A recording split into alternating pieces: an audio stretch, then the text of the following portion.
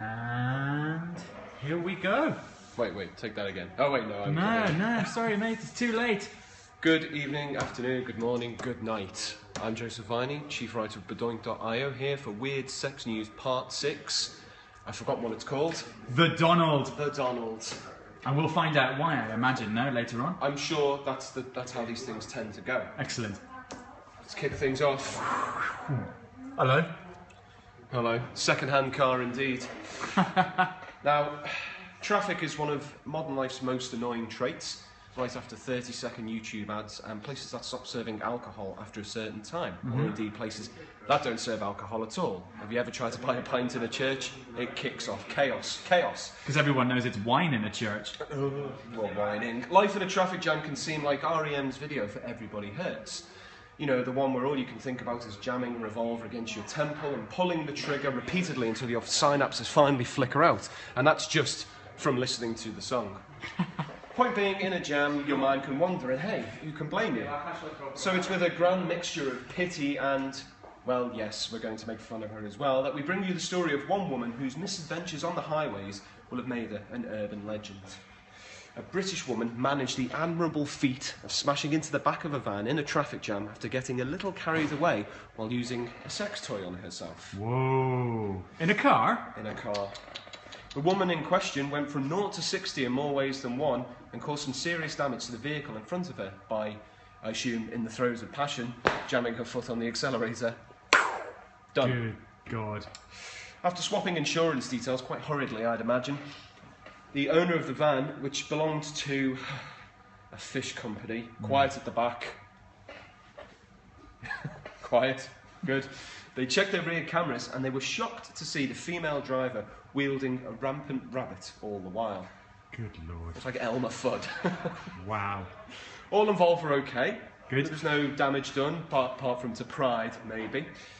And despite the van driver's fear of losing his job after spending months looking for work, as it was his first shift, the poor bastard, he's kept his job given that it wasn't actually his fault. Luckily, the firm haven't released the video either, so that's good. But expect Vivid Entertainment to offer the woman $1 billion for a film, probably called One Way Street or something. Nice. Andy wants to know, how did the fish taste? I don't know, there was something wrong with it. Oh, that's terrible. All right, that's terrible. Oh, and Megara Fury says this had better be good. I guess for the whole thing. Well, yeah, I mean, we might dip into badness, but, you know, it's a permeating sense of goodness. For my own thing, I reckon this lady, this driver, she forgot the cardinal rule of driving now, which is clunk clit every trip. Cunt click? Cunt clit every trip, right? Why not? Why not? Hello. Hello. Coked up, choked up, and poked up? Now, I'm no fancy big city doctor. No. But I can tell you this much for free, cocaine isn't exactly great for you. What? I know, I've been spooning it into my face for months. Oh. Careers, marriages and homes and septums have been lost to the old Colombian marching powder, and now it turns out that the children of chalkheads are genetically altering their offspring into having sex at an earlier age than other kids. What? That's right. A study conducted by the Case Western Reserve University, which sounds like it's sponsored by a really low-grade wine company, found that coke kids were more likely to start fucking before and at the age of 15 than the children of those who choose to stick to legal and not at all addictive, beautiful substances such as sweet, sweet tobacco. I guess it makes sense, because, I mean, when you're doing coke, everything goes a lot faster, right? So. Yeah, they probably think they're about 30 and still. Probably. Yeah. Scientists studied the sexual behaviour of 354 teenagers, which must have been, you know, horrible, revealing. Yeah, 180 of which were exposed to coke in the womb. Okay. The remaining 174 hadn't, obviously, or the study wouldn't have worked. Of course, if they were cool, they would have taken coke in the bath womb. Yeah. Over time and after extensive monitoring, results showed that prenatal exposure to the white stuff was likely to drive those crazy teens crazy with lust and start fucking early doors. So, you know, if you give a hoot, don't have a toot. Oh. What's next? Oh, it's our friend. It's Jon Stewart and Florida. What's happening in Florida? That's right, the state that looks like a dick is full of them. Who knew? A woman named Annette Keelhern, I presume, has been arrested after assaulting her girlfriend with a dildo to the face. Christ, to the face? To the face. She doesn't know what a dildo's for. She needs to get driving lessons. Alas, this was not some sex game gone wrong, but rather the result of an argument over who owned a dress. Women, eh? No.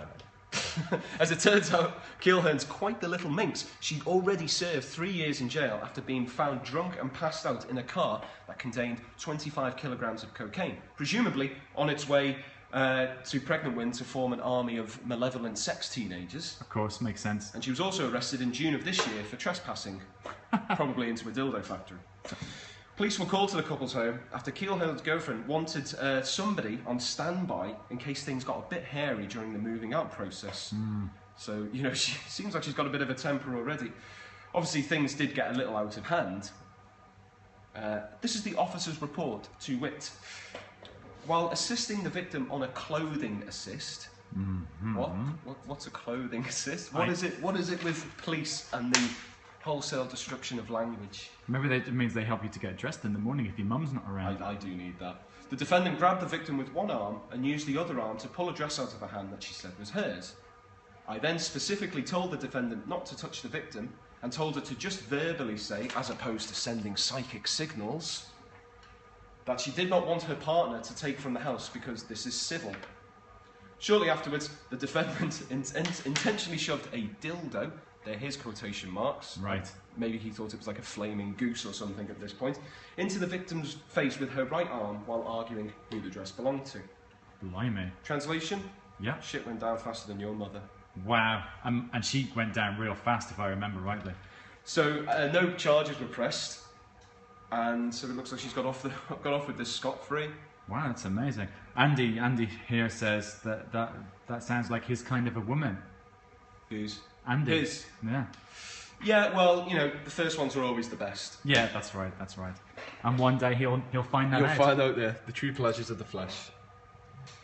Nice. Isn't that Pink Floyd? Pink Floyd's Pig, yes. It's Roger Waters, photographed yesterday. Wow.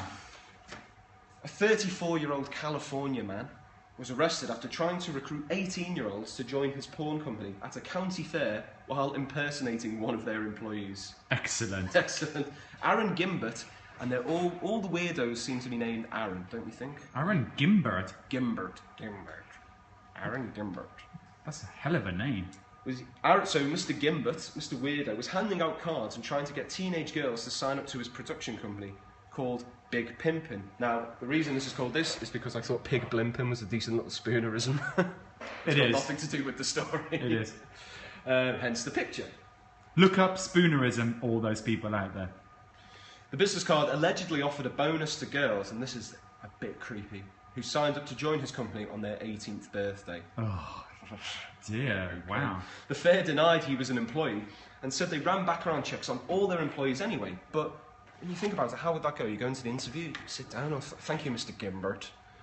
Oh, by the way, before you start, are you thinking of trying to trick girls into porn? Oh, yeah, fucking, you got me. Sorry, guys. One girl who encountered Gilbert told her local TV news station, and I am quoting literally, he, asked me if I was, 18, and I was like, no, I'm 16. And he, kind of thought about it, and he was like, call me when you, turn 18. Wow. This guy sounds cool. The Bard. Look out, Shakespeare. I feel obliged to point out that the girl's name is Justice. 'Tis indeed poetic. Wow. That's crazy.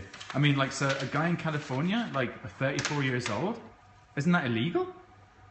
To be 34 in California? Yeah. It should be.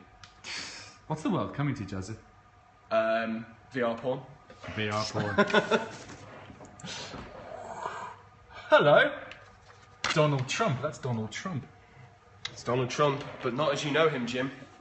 Yes, if you haven't heard enough about Donald Trump lately, then here's a little bit more to satisfy you. Regularly known for talking out of his disgusting, bewigged arse every single second of his miserable fucking existence, famed racist Donald Trump has had the tables turned on him after being immortalised as a butt plug. Wow. I feel like I need to buy one just so I can shove him where he's supposed to go. Up yours or someone else? Anybody's. Okay. I mean, that sounds sketchy at best. Fittingly, given Trump's anti-Mexican rhetoric over the last couple of weeks, where he's accused them of all kinds because he's horrible, these arse stoppers have been designed by Fernando Sosa, a Florida-based Mexican immigrant who moved to the USA when he was 11 years old. Poetic. Sosa said, "I usually make butt plugs to insult dictators, homophobes and politicians," and given that he's already made a Vladimir Putin butt plug, he's already covered 3 bases there straight away. Excellent. However, when I heard Trump's remarks about Mexicans and Latinos from South America, I was extremely angry. I bet. So the obvious thing to do when you're angry is make a butt plug. That's what I do. Excuse me. These plugs are available for $27.99 from shapeways.com. But Sosa may actually be trumped by reality itself. I just realised trumped. I didn't even think about that. Wow. See, genius. See, it turns out that Joaquin El Chapo Guzman, the Mexican drug lord who recently skipped prison for a second time, has sort of vowed revenge on Trump for his anti-Mexican remarks. Really? And he wants to get, he wants to get nasty in a bad way, not in a good way. Long story short, the Trump plug may become a reality once El Chapo beheads Don and then sticks the head right up a cow's arse. Now that, ladies and gentlemen, would be $27.99 well spent. It certainly would. And as Trump would say himself, somebody's got to be doing the butt plugging. Right? Yeah. Somebody's got to be doing it. Oh, we have a question. Andy Cole wants to know, I guess personally from you, Joseph, what's your favourite kind of butt plug? Or maybe let's just say, who would you like to see on a butt plug? If you were going to stick somebody up your ass, who would it be? Well, I don't know. I suppose it depends what you're going for, really. I mean, if you were looking for something with ease of access, I guess, I don't know, who's got a really narrow head? What's that weird sort of scientist's assistant from the Muppets? Oh, Beaker. Beaker. Okay, yeah, Beaker. Yeah. But if you were looking... Oh, Prince Philip, he suggests? Prince Philip would be good. He'd certainly be sponging in more ways than one then. Yeah, he would. I suppose, but if you were looking for like maximum sort of reach, maybe like one of the Jackson 5 with the afro. Okay. I've thought about this a lot. Yeah, you have put some thought into it. That is gross.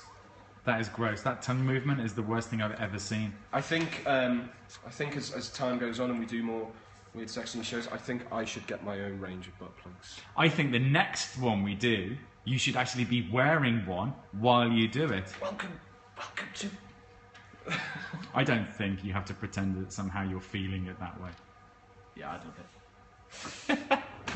Ladies and gentlemen, that is Weird Sex News for this week. Bye-bye, Mr. Trump.